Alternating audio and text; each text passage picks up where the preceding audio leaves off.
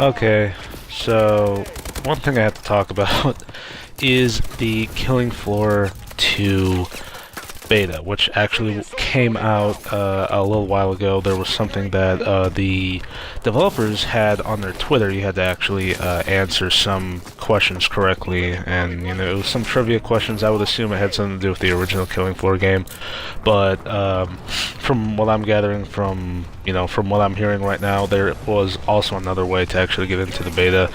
You had to register your email into some form of a system. It would randomly select an email and figure out which one gets a beta key. Unfortunately, I did not get into it, which royally sucks, because I legitimately wanted to get into that thing so freaking bad. Unfortunately, I did not make it in there, and, unlucky for me, I suppose. However, part of the reason why I actually wanted to get into the beta was to figure out if the game would run on my system. Now, I've heard a lot of people say that the game runs fairly well on some fairly modest hardware. Fairly, not like old, but some modest hardware. And I've heard that the developers were targeting, dual-core processors, which means that I would assume they're trying to get as many people in this game as possible. Now, they could be doing that partly because of the fact that, a lot of the people that bought the original had fairly weak PCs. Now, by this time in 2015, you would expect to at least have a halfway decent PC with some decent amount of graphical fidelity, a good GPU, good CPU, good enough RAM. And you would expect, oh, well, this game should probably have like a quad-core requirement or some crap like that. And, I am not sure about that, because what's funny is it looks better than most games.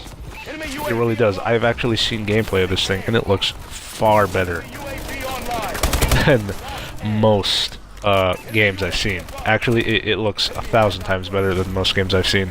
And this thing is also coming to the PS4, which is even more interesting because I wonder how it'll look on there.